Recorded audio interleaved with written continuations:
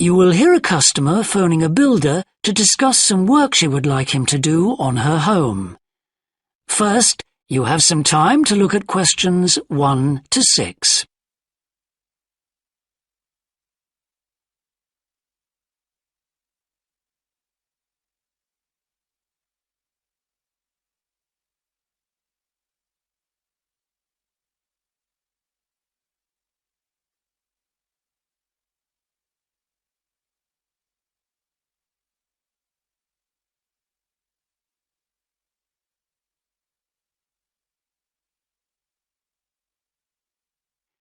Now we shall begin.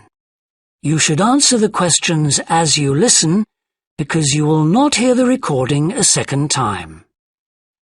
Listen carefully and answer questions 1 to 6. Thorndyke's? Good morning. Is that Mr. Thorndyke? Speaking. How can I help? I've got quite a few things which need painting and fixing in the flat, and I wonder whether you'd be able to do the work. I'm sure I'd be able to help, but let me take down a few details. Yes, of course. Well, firstly, how did you hear about us? It was my friend May Hampton. You did some excellent work for her a couple of years ago. Do you remember? Oh, yes, that was in West Park Flats. Lovely lady. Yes, she is. And what's your name, please? It's Edith Pargeter. Edith, can you spell your surname, please? It's Pargeter. Double T, right. And do you live in West Park Flats as well? No, actually, it's East Park, flat 4. Oh, right. That's over the road, I seem to remember. Quite difficult to get to. Yes, it's at the back of the library. Right, I know. And what's your phone number? 875-934, but I'm out a great deal in the afternoons and evenings. So would the best time to ring you be in the morning? Yes. Fine, I've made a note of that. Can I just ask, I'll be in a van, and I know parking's rather difficult around your flats. Where would you recommend? Well, I always tell people in larger vehicles to park by the post box on the other side of the road from the entrance. Good, thanks. And will you be able to give me a full itemised quote? Oh, yes, I'll list all the jobs separately with individual prices. That'd be a great help. No problem. Before you hear the rest of the conversation, you have some time to look at questions 7 to 10.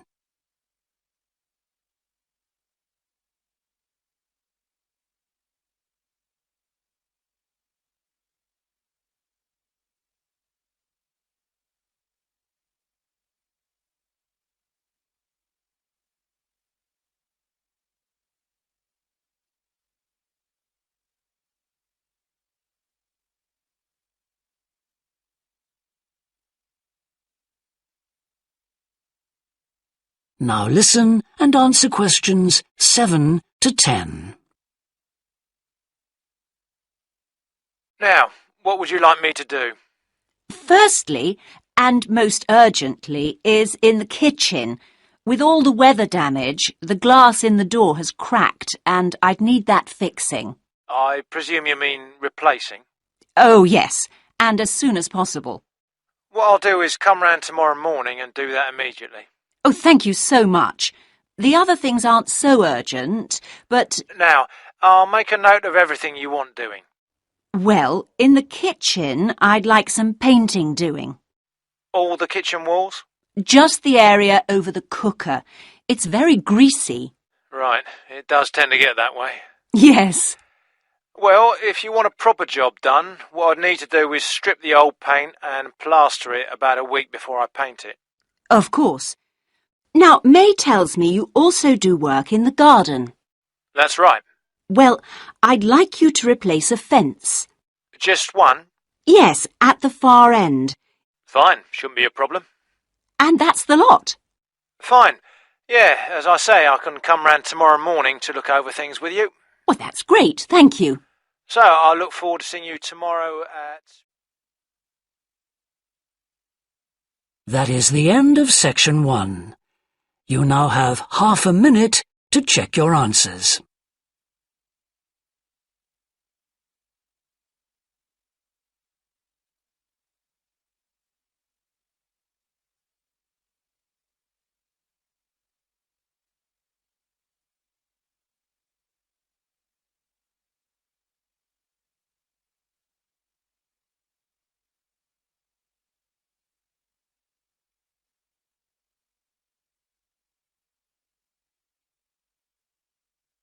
Now turn to Section 2.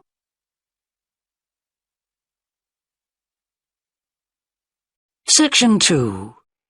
You will hear a recorded talk giving an introduction to the historical theme park of MANHAM Riverport in England. First, you have some time to look at questions 11 to 15.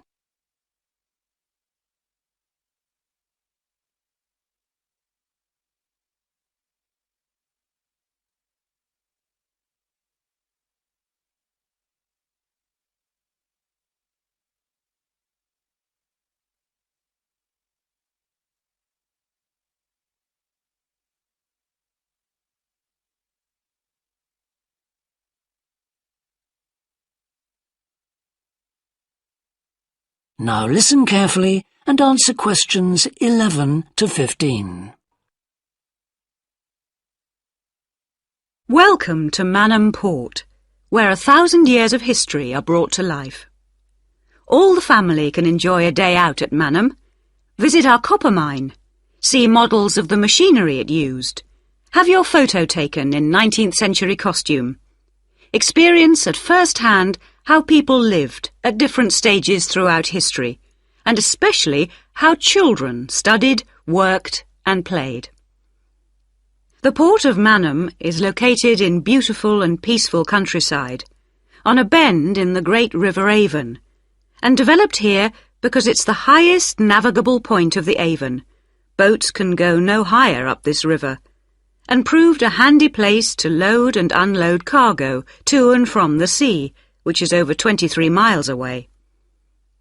A small port was already established here when, about 900 years ago, tin was discovered nearby, though it wasn't until the Industrial Revolution, when a tremendous need for metals of all kinds developed, that MANHAM expanded to become one of the busiest ports in the country. And because it was already so busy, prospectors began to look for other minerals, and by the end of the 19th century, lead, copper, manganese and arsenic were added to the cargoes leaving MANHAM. In the early days, the ores had been smelted or processed in the same area they were mined.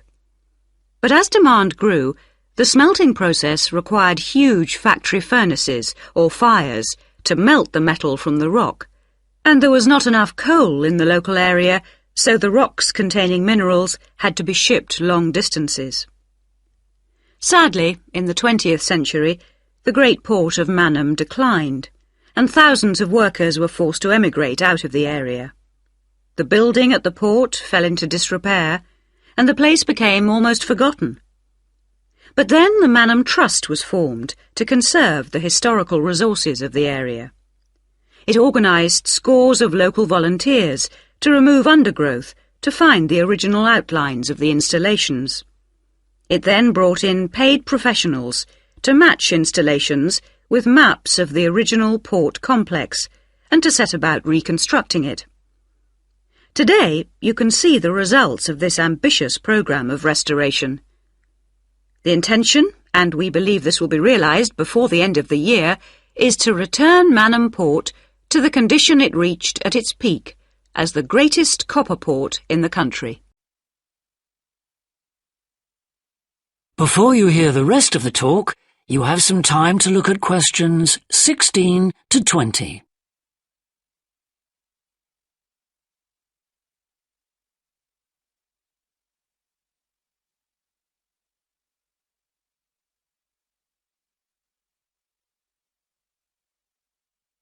Now listen and answer questions 16 to 20. But what can you do and see on your visit today? Here are just a few highlights. We suggest you start with the visit to the copper mine. Travel on converted mining trains and journey into the depths of the mountain along seams once worked by hundreds of miners. Watch out especially for the great pumping machines which rid the mine of water. But please be warned that, like all mines, ours is very dark and closed in, and we do say that children under 5, and also dogs, should not be taken into the mine. The next recommended visit is to the village school. While looking round the classrooms, take a special look at our display of games, which is one of the largest in the world. And it's recommended that you time your visit to coincide with a guided tour. This will give you the opportunity to ask lots of questions. Near the school is the beautiful old sailing ketch called the George. You're welcome to board the boat and look round the cabins. Look out for the ship's wheel, which was missing until only 5 years ago, when it was dredged out of the silt by a local fisherman. We have no idea how it got there, but it's been polished and proudly restored to its original place on the boat. Please take care going down the ladders if you wish to visit the lower deck. We don't recommend you allow young children to use them. So we hope you have a memorable visit to MANHAM Port, and we'll tell your friends all about us. That is the end of section 2. You now have half a minute to check your answers.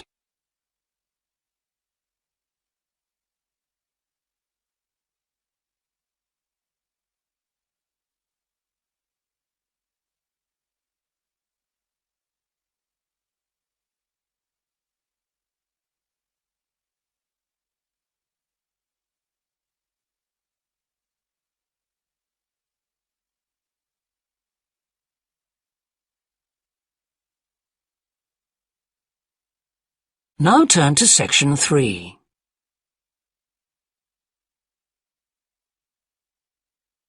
Section 3.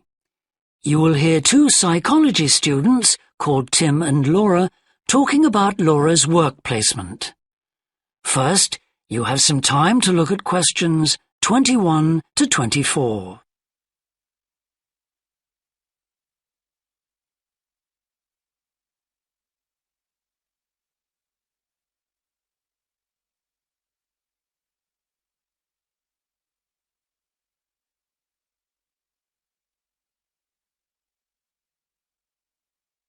Now listen carefully and answer questions 21 to 24.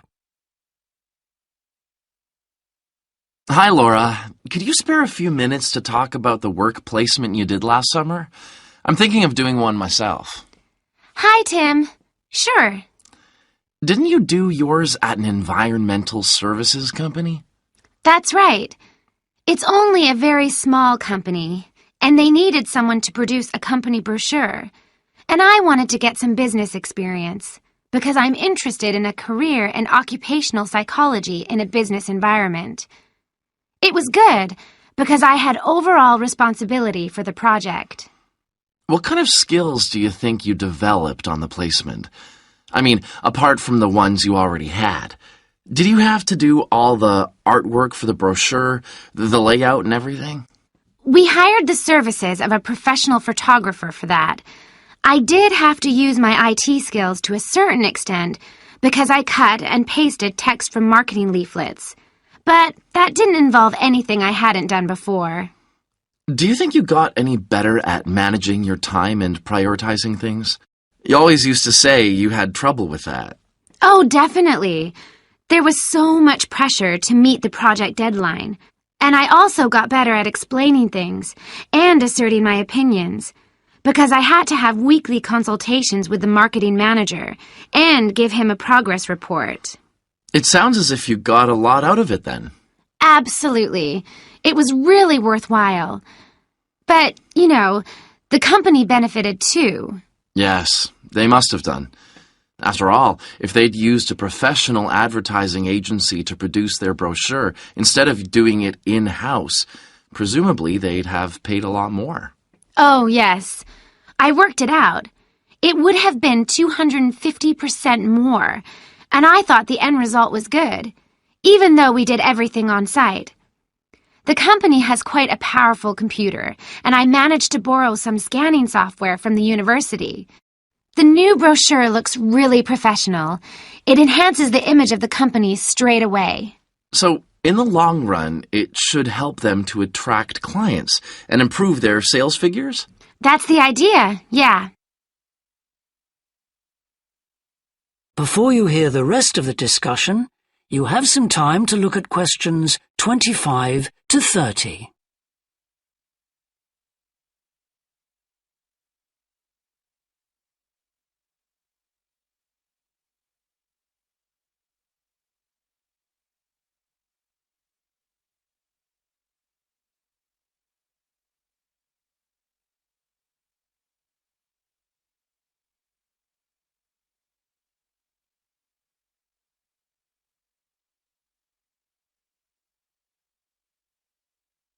Now listen and answer questions 25 to 30.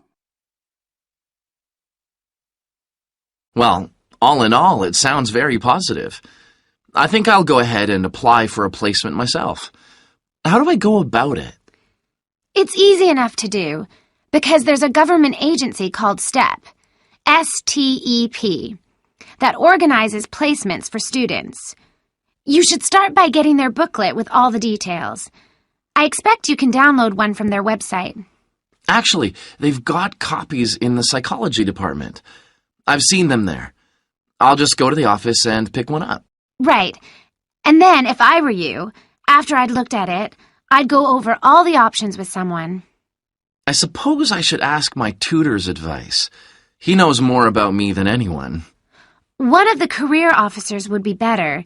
They've got more knowledge about the jobs market than your personal tutor would have. Okay.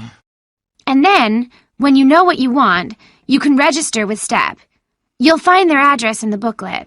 And once you've registered, they assign you to a mentor who looks after your application. And then I suppose you just sit back and wait till you hear something? They told me at the careers office that it's best to be proactive and get updates yourself by checking the website for new placement alerts. Your mentor is supposed to keep you informed, but you can't rely on that. I don't suppose it's a good idea to get in touch with companies directly, is it? Not really. But it is the company who notifies you if they want you to go for an interview. You get a letter of invitation or an email from personnel department. And do I reply directly to them? Yes, you do. STEP only gets involved again once you've been made a job offer. Right. So once you've had an interview, you should let your mentor know what the outcome is? I mean, whether you're offered a job and whether you've decided to accept it? That's right. They'll inform the careers office once a placement has been agreed, so you don't have to do that. Is that all then? More or less. Only once you've accepted an offer, you'll probably have to supply a reference, because the placement will be conditional on that. And that's something you should ask your own tutor to provide. He knows about your academic ability and also about your qualities, like reliability. Well, thanks very much for the information. I'm starting to look forward to... That is the end of section 3. You now have half a minute to check your answers.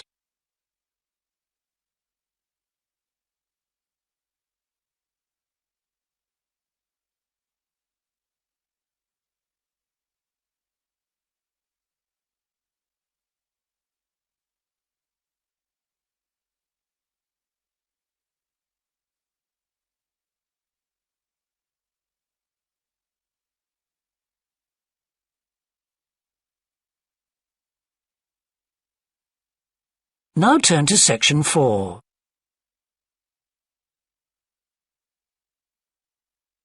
Section 4. You will hear a woman talking to a group of first-year science undergraduates about the developing science of nanotechnology. First, you have some time to look at questions 31 to 40.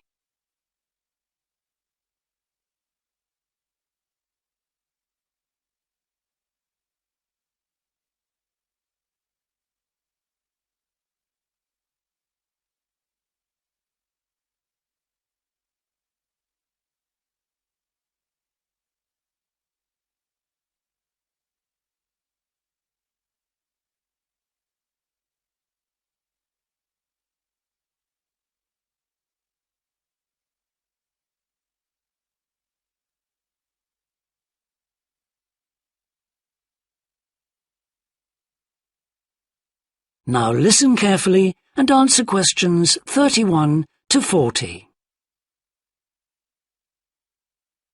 Today we're going to look at an important area of science, namely nanotechnology. So, what is it? Nano means tiny, so it's science and engineering on the scale of atoms and molecules. The idea is that by controlling and rearranging atoms, you can literally create anything. However, as we'll see, the science of the small has some big implications, affecting us in many ways. There's no doubt that nanotechnology promises so much for civilization. However, all new technologies have their teething problems.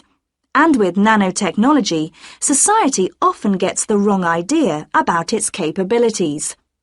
Numerous science fiction books and movies have raised people's fears about nanotechnology, with scenarios such as inserting little nanorobots into your body that monitor everything you do without you realizing it, or self-replicating nanorobots that eventually take over the world.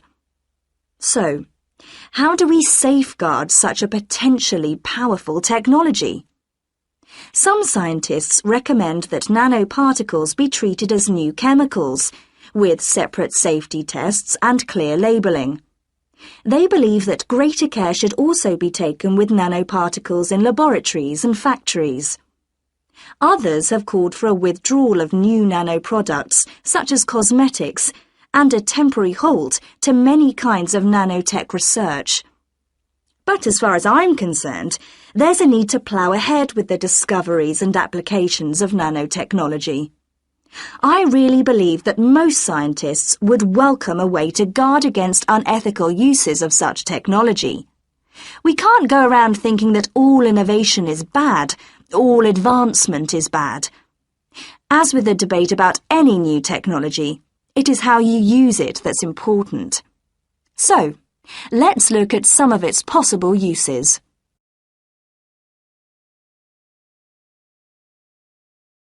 Thanks to nanotechnology, there could be a major breakthrough in the field of transportation, with the production of more durable metals.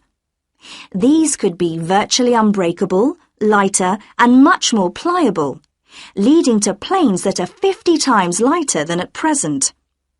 Those same improved capabilities will dramatically reduce the cost of travelling into space, making it more accessible to ordinary people and opening up a totally new holiday destination. In terms of technology, the computer industry will be able to shrink computer parts down to minute sizes. We need nanotechnology in order to create a new generation of computers that will work even faster and will have 1,000,000 times more memory, but will be about the size of a sugar cube. Nanotechnology could also revolutionize the way that we generate power. The cost of solar cells will be drastically reduced, so harnessing this energy will be far more economical than at present.